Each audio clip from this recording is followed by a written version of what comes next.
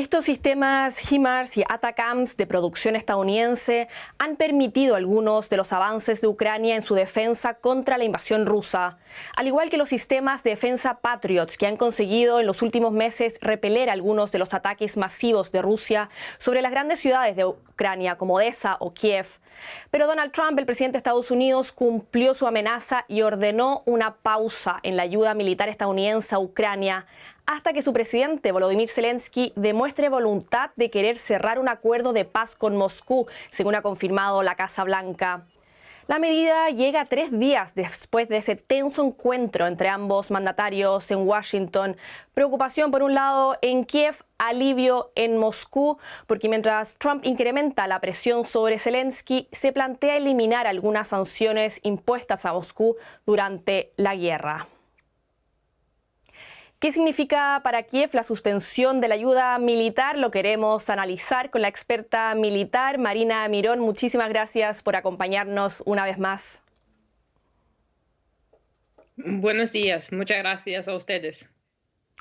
Marina, la medida es un duro golpe para Kiev, cuyo principal suministrador de ayuda sabemos que es precisamente Estados Unidos. ¿Hay cálculos sobre cuánto aguantará la munición actual? Algunos políticos ucranianos hablan de aproximadamente 6 meses. Pues la verdad es que no se sabe exactamente porque depende del modo de uso de dicha munición. Además de qué tipo de munición hablamos. Hablamos de munición de artillería, hablamos de munición para sistemas de Patriot. Entonces, esto por un lado, porque, por ejemplo, ahora sabiendo que Ucrania no va a recibir más apoyo de los Estados Unidos, por un lado, los ucranianos, los militares, tendrán que hacer sus cálculos en cuanto al uso de las municiones que les quedan. Y por otro lado, la Unión Europea y el Reino Unido van a buscar la forma de enviar apoyo militar a Ucrania para que puedan sostener sus operaciones al menos defensivas. Entonces no se puede decir. Y por otro lado también tenemos a Rusia, porque Rusia apretar más, cambiar su modo de llevar a cabo operaciones, dicho lo cual podría hacer que Ucrania tiene que gastar más municiones de lo que necesita para que se quede sin municiones. Entonces, todos esos son factores que pueden influir en el número de municiones que tiene Ucrania. Y la ayuda militar estadounidense fue aprobada bajo la administración del expresidente demócrata Joe Biden ahora en enero, unos días antes de entregar el cargo en la Casa Blanca. ¿Se seguirá entregando de forma paulatina esa ayuda o Ucrania ya recibió el total de esa ayuda? ¿Se sabe algo al respecto? Por lo que tengo entendido, Ucrania todavía no ha recibido toda la ayuda prometida por la administración de Joe Biden. Y justo esta ayuda se ha parado, es decir, que la ayuda que ha sido prometida bajo la administración de Biden ya no va a llegar a Ucrania. O sea, no hablamos de una ayuda de la administración de Donald Trump, no se ha prometido nada en absoluto. Pero en cuanto a la ayuda, sobre todo si hablamos de sistemas de defensa aérea y de misiles que necesitan, me refiero a Patriot y también, por supuesto, los sistemas de artillería HIMARS. No se trata únicamente de que, por ejemplo, los ucranianos no van a recibir más municiones o más sistemas. Tampoco creo que se pueden reparar los sistemas, porque antiguamente estos sistemas han sido recogidos de Ucrania si había daños para hacer reparaciones en los Estados Unidos. Y ahora creo que esto tampoco va a tener lugar.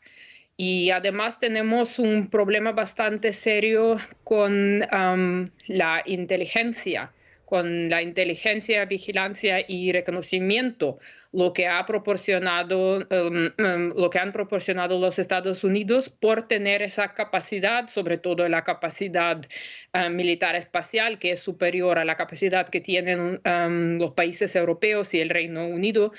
Y entonces estos datos han sido proporcionados a los militares ucranianos, por ejemplo, con blancos rusos, con los movimientos de las tropas.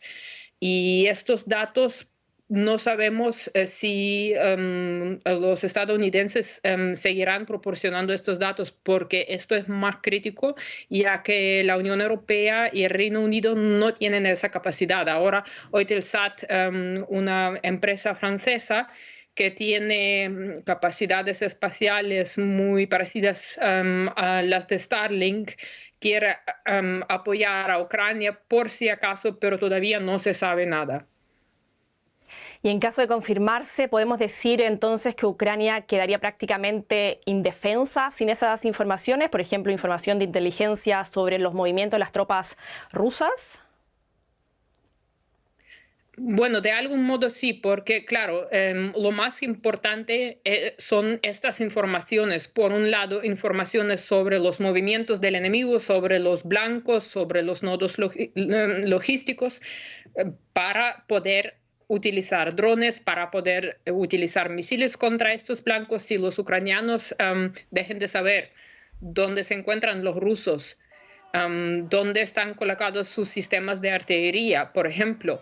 Entonces tienen una gran desventaja, porque el espacio informativo es, digamos, lo más importante o una de las cosas más importantes y más fundamentales cuando hablamos de llevar a cabo operaciones militares, y así se quedan prácticamente ciegos, lo que les da una ventaja a los rusos.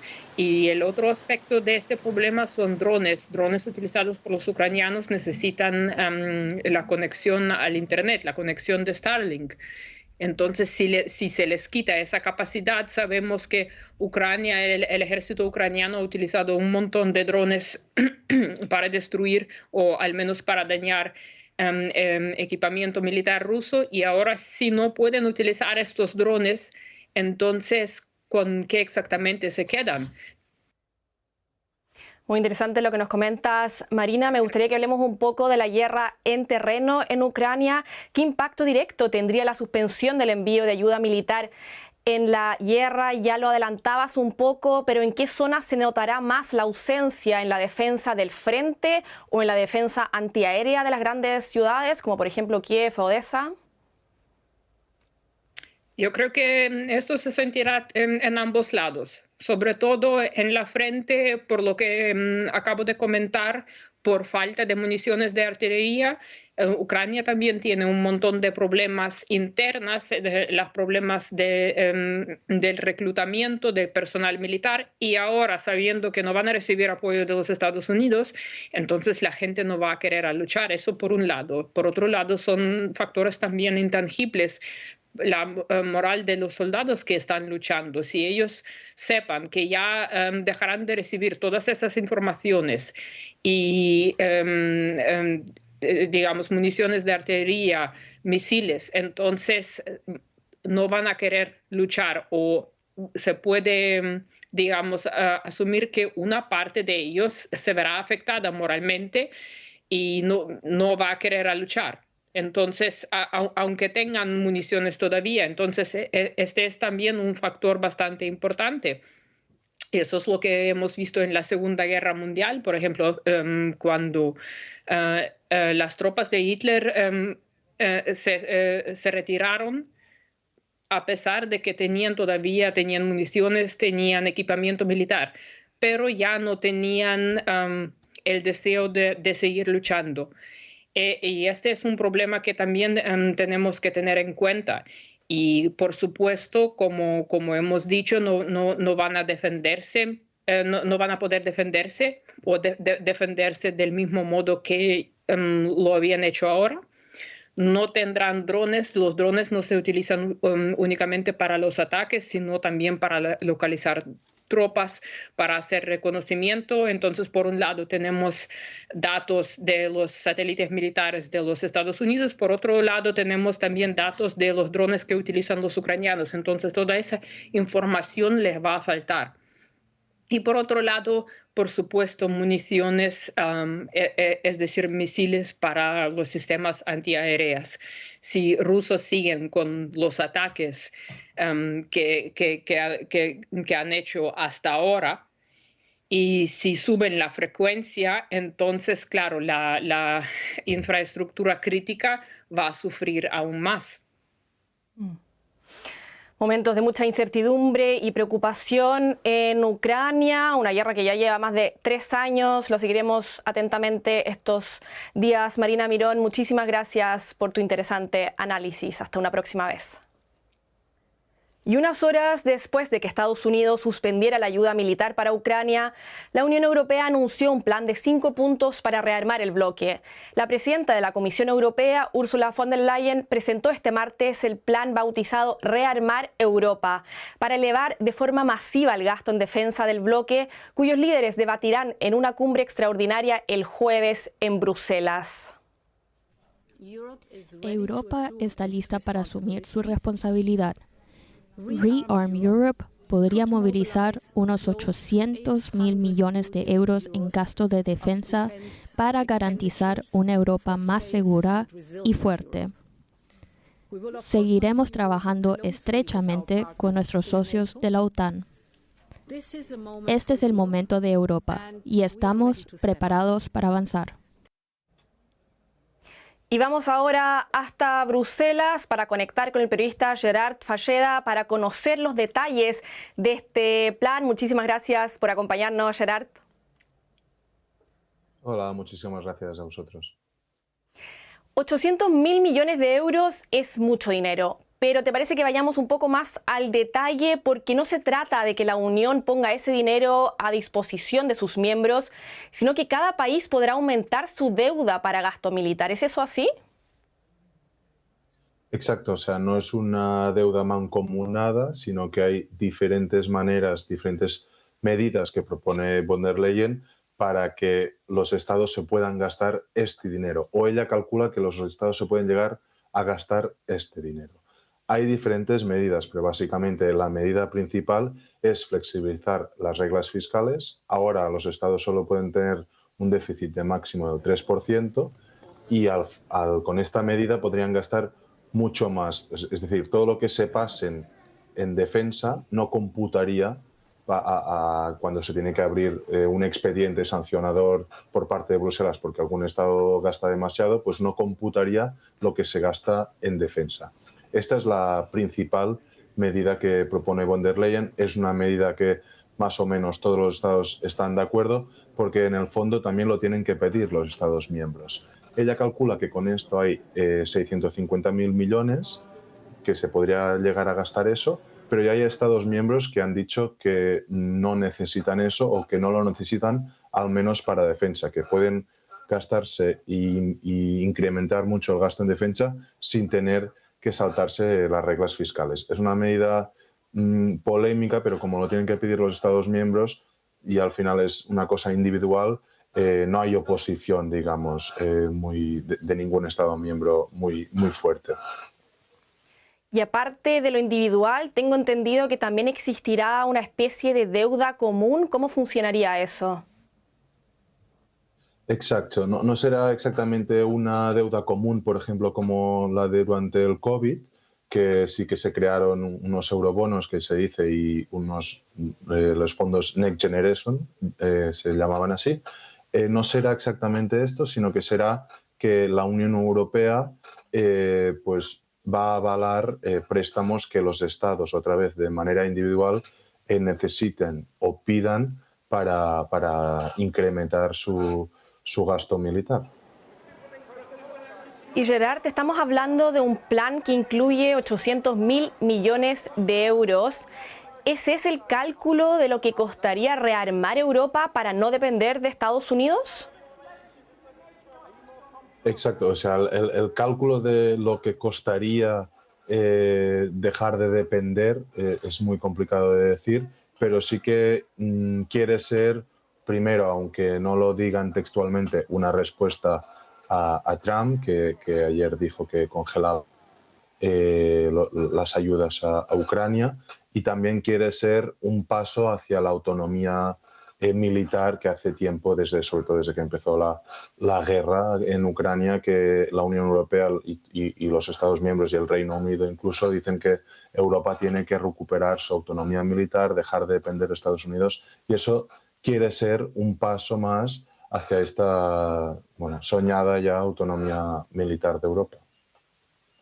Me gustaría que llevemos el análisis a un plano un poco más político, porque me podría imaginar que muchos países reciben esta noticia con un poco de escepticismo. ¿Hasta qué punto crees que estarían dispuestos los países europeos a endeudarse para seguir apoyando a Ucrania?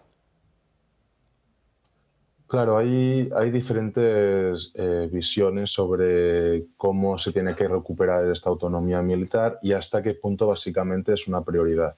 Tenemos los países en el este de Europa que se sienten, digamos, más amenazados por el expansionismo de Putin y que sienten pues, esta amenaza muy por motivos históricos, culturales y sobre todo geográficos muy cerca, ¿no? Y hay otros países que por lo mismo y por una animadversión seguramente al belicismo o a incrementar el gasto militar, como es más el sur de Europa, Francia, España, Portugal, incluso Italia, que son también los países que ahora se gastan menos dinero en defensa, que no ven eso una prioridad como lo ven los países del este.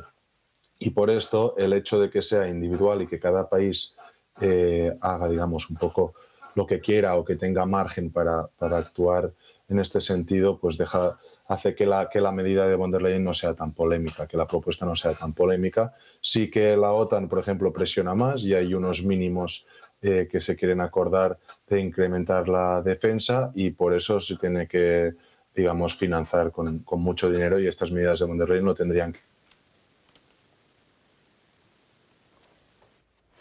Bueno, 800.000 millones, un paso hacia la autonomía militar europea, como lo mencionabas, un proyecto que se debatirá en la cumbre de urgencia que celebrarán los jefes de Estado y de Gobierno este jueves en Bruselas, una cumbre que vamos a estar siguiendo muy de cerca. Gerard Falleda, desde Bruselas, muchísimas gracias por tu análisis.